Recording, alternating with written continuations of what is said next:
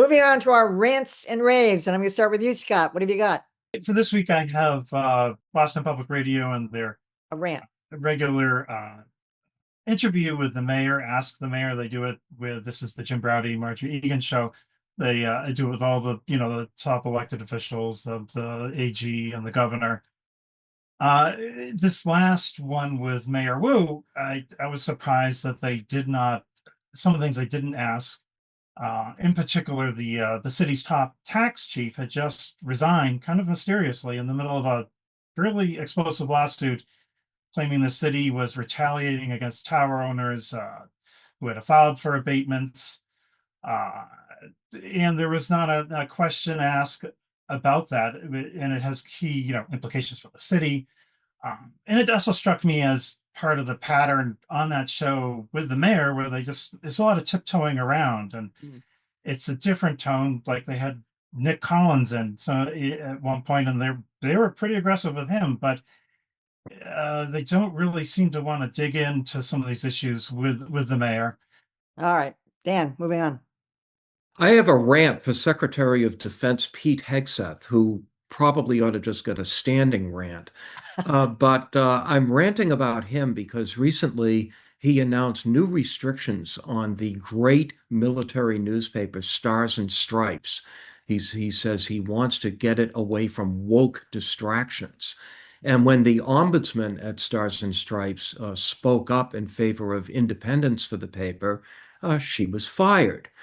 Now, the Washington Post reports that a lawsuit has been filed against the Pentagon by two members of the advisory board, Suki Dardarian and Bill Church, who are both Pulitzer Prize-winning journalists.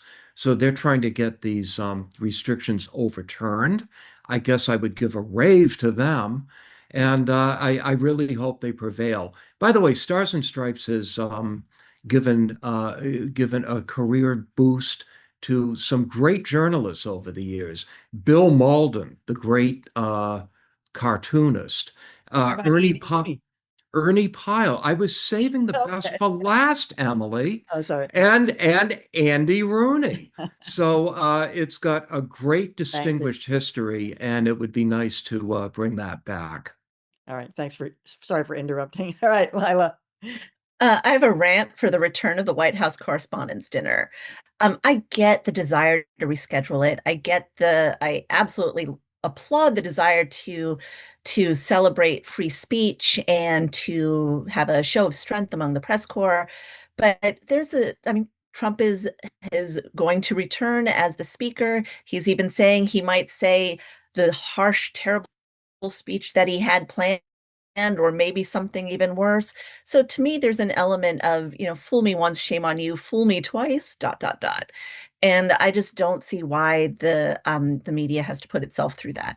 I agree. Let it go. All right, well, finally tonight, I have a rave for ABC's Martha Raddatz. She's a friend and a former colleague. I worked with her at WCVB. She's the author of a new book, The Hero Next Door. Martha, this is her second book. She has written about individual troops who've been in all of the wars. She is the gutsiest, most experienced war correspondent, in my opinion, in the world. And she's also, if I dare say, the most patriotic person.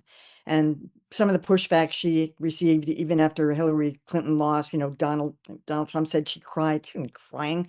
Martha is an even professional. There's nobody stronger and nobody tougher, and nobody more patriotic. And I just got her book, and I'm taking it with me on vacation this week. All right, that is it for Beat the Press. Catch us on Contrarian Boston or YouTube. Thanks to Scott Van Voorhis, Lila Alphonse, and Dan Kennedy. I'm Emily Rooney. The Audio Preview.